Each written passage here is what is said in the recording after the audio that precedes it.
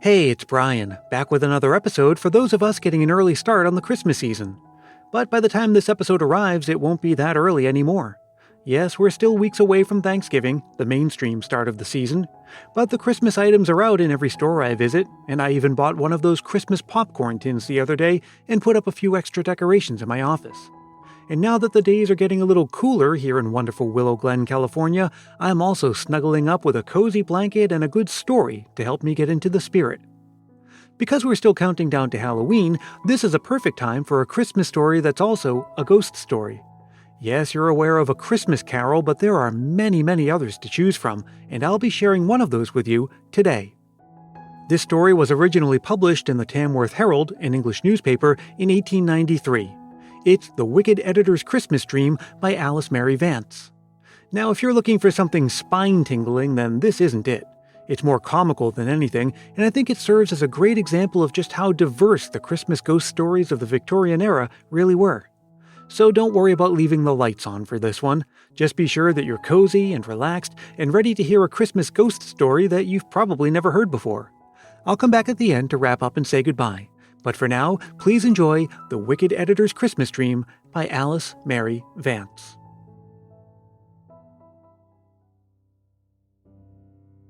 He was a very good editor, as editors go, though some of them do not go very far. Just a little given to promise where he never meant to perform, which, after all, is a frailty common to all mankind and not exclusively confined to editors, so he must not be judged too harshly. Besides, neither his faults or his virtues have anything to do with his dream. It was his Christmas dinner which brought about all that. He was never quite sure himself whether it was the goose or the pudding or the walnuts, possibly the punch. In my opinion, the blame should be divided equally between the four, with perhaps a rather sharper reprimand to the punch. It happened in front of a great big Christmas fire in his own dining room, but he did not know that until it was all over. He thought he was in his sanctum at the office and that the telephone bell was ringing. He never was accustomed to answer the summons quickly, and he did not answer it quickly now. It kept on persistently, and then he looked up and addressed the unoffending instrument as though it were a dilatory office boy. He was just going leisurely towards it when, straight from it, came something to meet him, something thin and weird and wavy, which he instantly recognized as the inevitable Christmas ghost. He had a great dislike to all ghosts, but a particular aversion to the Christmas species. They were so moral, so improving, so bent on doing good. At other seasons of the year, ghosts contented themselves with tapping, creaking, and occasionally pulling the clothes off your bed, but at Christmas, they always became priggish and always apt to rake up things that you would far sooner forget all about. The editor saw that he was about to be bored, and he sighed deeply as he asked, "Will you kindly give me your name? I do not think I have had the pleasure of meeting you before." "No," said the ghost. "This is my first edition. I have been allotted to wait upon you this evening and show you round a bit." "Thank you," said the editor, "but the chief reporter generally attends to this sort of thing. You'll find him in the other office. Good evening."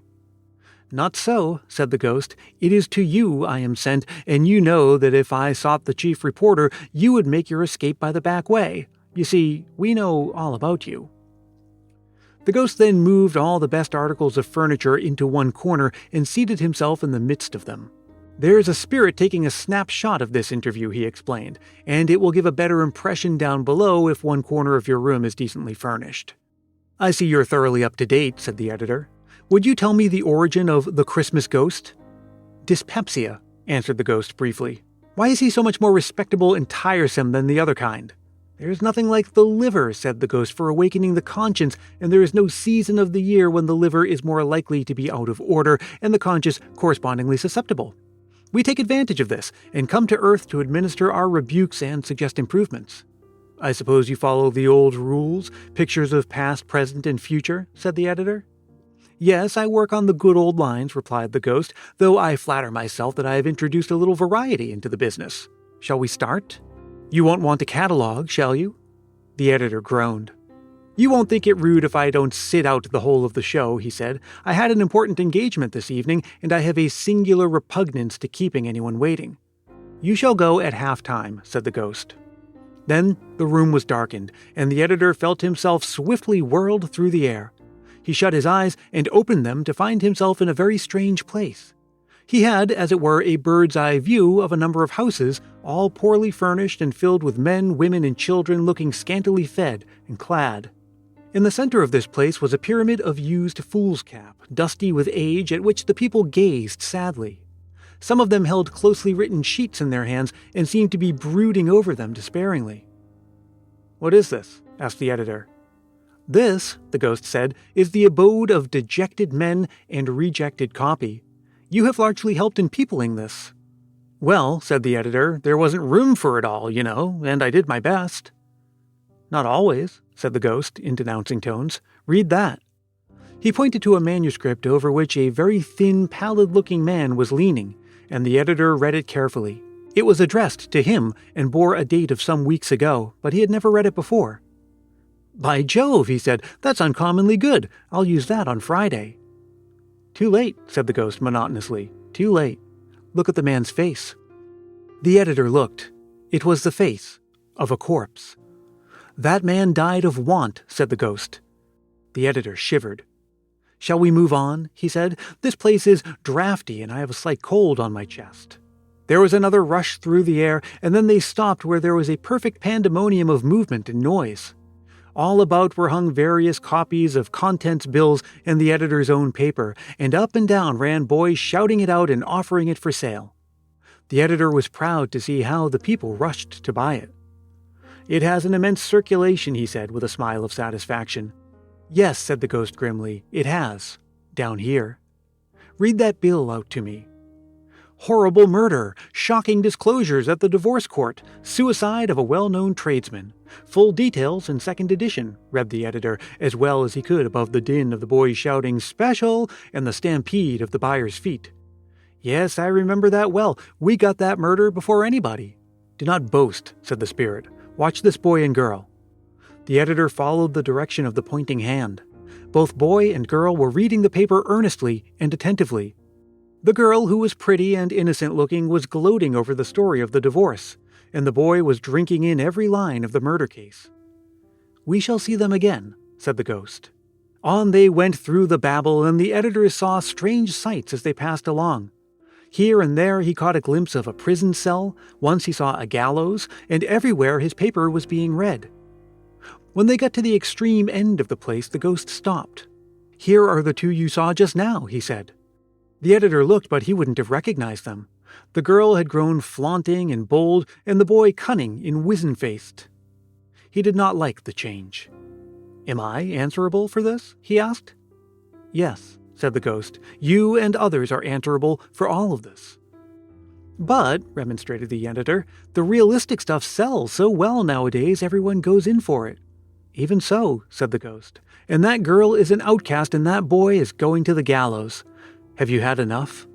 "I should be glad to go," said the editor, "if you have nothing pleasanter to show me." "I was not sent to be pleasant," said the ghost. "I gathered that from the very first," said the editor, for they had left the noisy regions and were ascending again. "Is it all over?" he asked, for he seemed to be sitting in his office chair once more. "Not quite," said the ghost. "You are a little wavering in your politics, are you not?" "I think you can hardly say that," said the editor. "It's rather hard to please everyone, you know." "I understand," said the ghost. "You're a wobbler. Feel the effects of that." The ghost made strange signals in the air, and the editor instantly found himself seized and shaken roughly from side to side. On his right was a grim apparition, all collar and hawk-like eyes, and on his left was one who wore an eyeglass of what seemed at that dread moment to be 40 horsepower. "Who and what are these?" he gasped. "The one to the right is known as the grim old masterpiece. The other we call the man of parts. Have you decided between them?" The editor could only shriek, "Yes," so severe was the shaking, and then freed himself with a tremendous effort. The fire was out, and he was in a cold perspiration. "There was too much nutmeg in that punch," he said, as he lowered the gas and went to bed. Hey, thanks so much for listening. I hope you enjoyed that, kind of a satire of the Christmas ghost story. Before I let you go, let me say a special thanks to everyone who's left a review for the podcast on Apple Podcasts recently. Those reviews help the show more than you might realize. They make it show up higher in the search rankings when people are looking for things like Christmas and holiday content.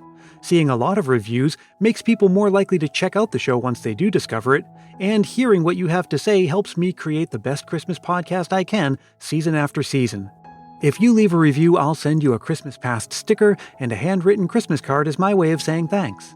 Reach out for details on that. You can write me anytime at christmaspastpodcast@gmail.com. That's also where you can send your Christmas memories to appear in an episode this season. All you have to do is record yourself talking into your phone's voice memo app and then send it over to me. Keep it reasonably short, clean and family friendly, and be sure to say your name and where you're from. I'll be back before you know it with another episode as we continue counting down to Thanksgiving, the official start of the 2021 season of Christmas Past, where I'll bring you a fresh season of episodes exploring the fascinating stories behind your favorite Christmas traditions. Until then, let me remind you as always that Christmas Past is produced in wonderful Willow Glen, California by yours truly, Brian Earl. Find me on Facebook, Twitter, and Instagram, and join the private Christmas Past Facebook group and celebrate with the family all season long. Until we meet again, may your days be merry and bright.